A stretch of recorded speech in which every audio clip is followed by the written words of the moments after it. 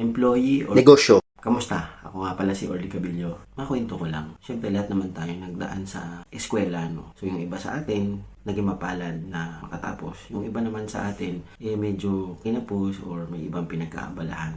Inapat na parehas naman tayong ay aral or nakapag-aral.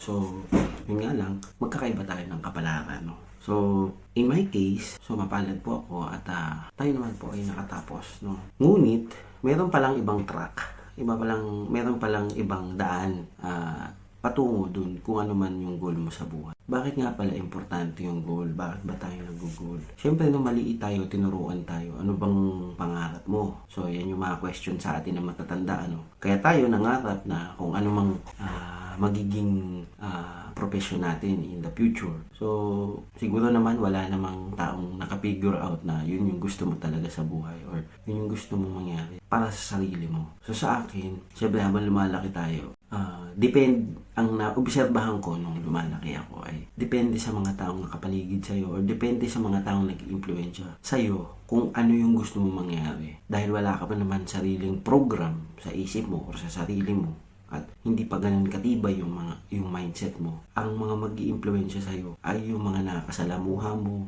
yung nakikita mo, at yung nagpupush sa'yo kung ano yung mangyayari sa'yo sa future. Subconsciously, nakaka-impluwensya yung ibang tao or depende na lang kung sino yung taong hinahabol. Sabi ko nga, sa akin, nandun tayo sa linya na na-influensyahan tayo na ito yung kurso na dapat kong kuhanin. Ayun, nakatulong naman siya sa akin. Hindi ito yung tipong ayokong tahakin. Ngunit, ang tahak kasi nung track ko ay pagiging empleyado. So, pwede kasi ikaw mag-track na negosyo or empleyado. So, pwede ka naman magnegosyo agad. Pero yung track ko, naging empleyado agad ako. And kasi ituro din sa atin, mag-aral ka, makapagtapos ka, at kumuha ka ng magandang trabaho. Sabi ko nga dun sa mga earlier vlog ko, ito yung pattern na in-impose sa atin. Ito yung pattern na alam din ng magulang natin. Wala pong kasalanan yung mga parents natin.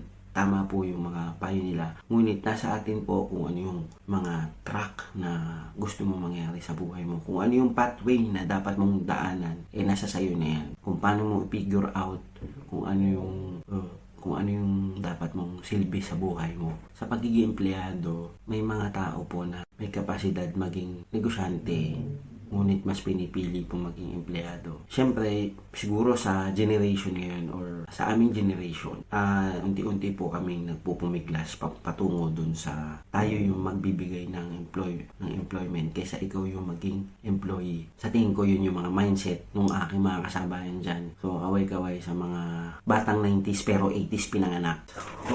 Ayan po. Ito yung mga dahilan ng mga empleyado pero may kakayanang magnegosyo. Isa sa mga dahilan bakit ayaw nila magnegosyo. Una, masaya sila sa trabaho nila. Masaya sila dun sa sweldo nila. Komportable sila dun sa buhay nila. Ayaw nilang iwanan yung work nila kasi nag-enjoy naman sila. So, siguro yun naman importante. Kung masaya ka sa ginagawa mo, wala makakapigil sa'yo kung ano yung ano. So, kung dun ka naman nag-grow, kung dun ka nagiging mas nagiging productive, let it be. We should be happy for them and wala naman pong masama doon sa pagiging empleyado. Let's support them kasi problema sa tao laging ganito gawin mo, ganyan laging may mas maalam sa'yo, laging may nagpapayo sa'yo na ganito gawin mo, ganyan gawin mo, laging may mas marunong sa'yo na hindi naman niya ginagawa. So ayun po, isa pa sa dahilan bakit ang isang empleyado kahit may kakayanan siya magnegosyo, kahit hindi siya masaya, ay nasanay na siya dun sa pattern na yun, nasanay na siya, naging kumbaga hindi niya na maiwan yung work niya kasi yun lang din yung alam niyang gawin. He have the traits, what I mean, yung sweldo niya, kaya niya nang i-invest sa kahit anong negosyo, especially dito sa mga kapwa ko OFW. May mga OFW po na sobrang lalaki ng sweldo. Mas nauuna yung pagpupundar ng left and right na properties. Actually, wala naman po masama doon. I'm not against with that. Na nangyayari, choose naman nila yun. Choose nila yun na mag-employ. Sabi ko nga, mas magkakaiba naman po tayo ng goal. And we should respect others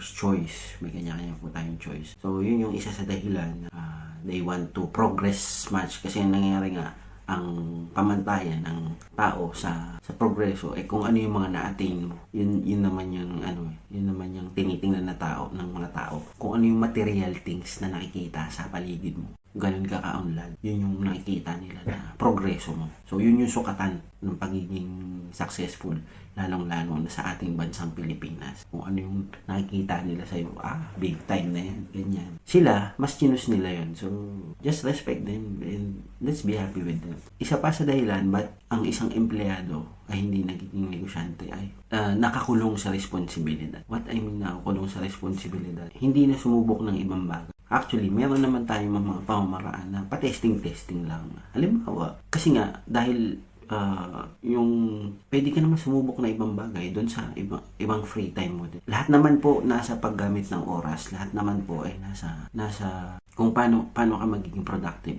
doon sa vacant time. So, ayun yung natin. Yan yung mga dahilan natin kung bakit ang isang empleyado ay hindi nagiging negosyante. So, bakit ko nga pala ito sinishare? Nagsishare po ako ng ganitong mga topic para maka-inspire ng ibang tao. Lalong-lalo na sa ating mga kapwa OFW dyan. Kasi ang kalaban natin dito, pagtanda natin, we're just expecting dun sa ating retirement, yung makukuha natin sa company, So, let's try to make the world better. Kaya kung may kapasidad ka naman magnegosyo. Kasi pagka ikaw naging employer, nakatulong ka din sa ibang tao para magkatrabaho yung iba. Ayan yung mga kalaban natin, hindi na tayo nagugul na medyo mas malaki. Pero it's not bad. Kalaban natin dito siguro yung growth medyo limited na pagka-employee ka. So, depende na lang kung mayroon ka self-training. So, ayun po. I believe in this phrases, delayed gratification. So, sa mga empleyado dyan, or sa mga striving na nagninegosyo or magninegosyo, pagtabawan lang po natin yan at eventually, magagratify din po tayo in the later. So, kung kaisa po kita dito sa mga ganitong topic, please join my group. I'll put the link below and sama-sama po natin pag-usapan kung ano yung mga trip natin sa buhay. Ano man yung i-share natin yung mga nalalaman natin upang makatulong din tayo sa ibang tao. So, ayun po, promote ko na lang din po yung aking store na maliit. And ito po yung aking mga side hustle sa Pilipinas. I can help you with the insurance, life insurance, health insurance. I'm also a real estate. Kung ninyo mo ng property at di nyo pa po alam kung saan nyo ilalagak yung inyong better dito po sa natutulog na asset na ito. Yung isa po ay insurance, kailangan po natin yan. Yung isa ay property. Investment po yan. Ayun po, mapagpalang araw po sa inyo lahat. Kalas!